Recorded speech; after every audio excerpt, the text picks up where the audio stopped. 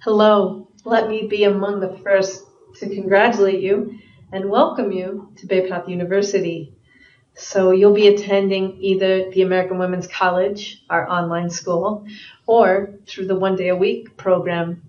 So let me get you started now that you've received this email so that you can put in your tuition deposit. So since you've received the email, we're just going to click here to get started to use the PayPal option.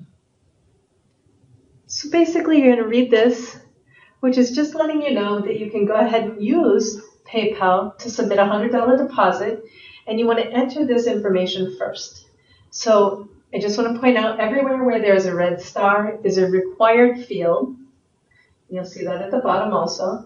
So you're going to put your first name, your last name, your zip code, and this says student email, but that really just means the email that you first started the process with your admissions counselor with, and you verify it. And then please just drop down to the expected start session that you're anticipating. And then once you've read it and understand completely what you're putting in, click I agree and then next. So I'm going to go ahead and populate this information with my information just to really walk you through the whole process. But I will be obscuring it from your view. Okay, so I've entered my first name, last name, zip code, email address that I first started with the counselor with, and put in my expected start session date of November.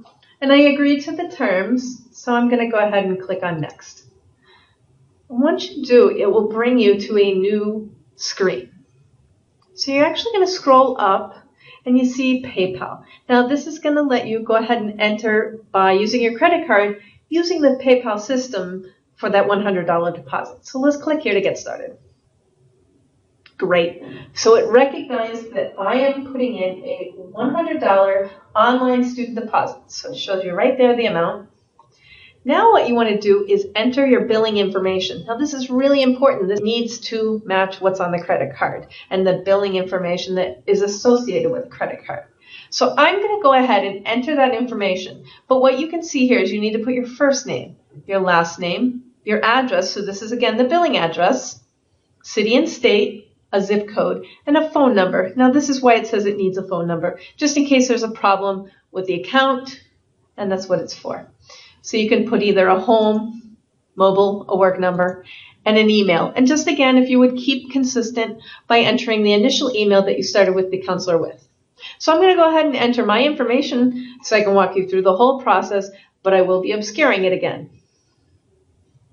Okay, so again, I've entered my first name, my last name, my address, and again, billing address, my city and state, my zip code, my phone number, and my email address, the one that I started the process with.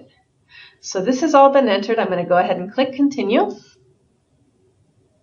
Great. So once again, I see the order summary is still showing just the online student deposit for the tuition deposit, $100. Perfect. I want to pay by a credit card. So let's click in there.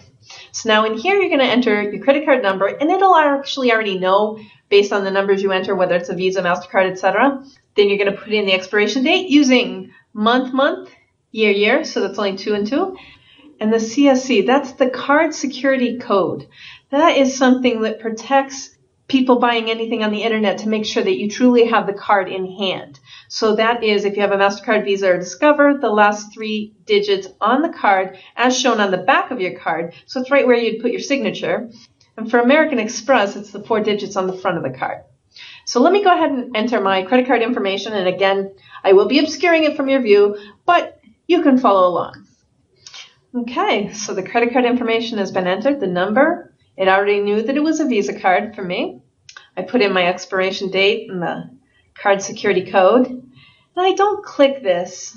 We're not recommending you do that. Next to do is click on Review and Continue.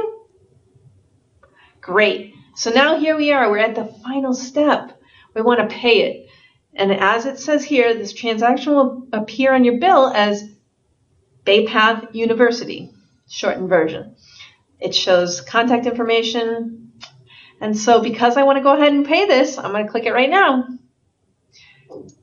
Now it's asking me, do I want to create a PayPal account?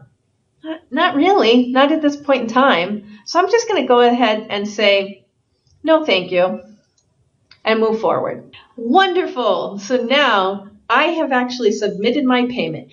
It gives me a receipt for the payment, and it will send a confirmation to my email address. So again, it'll show up on my statement as PayPal Bay Path University. So as you can see, this screen is confirmation that you've made a $100 US payment. You can print a receipt from here, but you will also receive an email confirmation, which I'm going to show you next. These are your confirmation screens. If you didn't receive them, it means your payment didn't get processed. Again, thanks so much for coming to Bay Path University. We are thrilled to have you here, and good luck in your studies.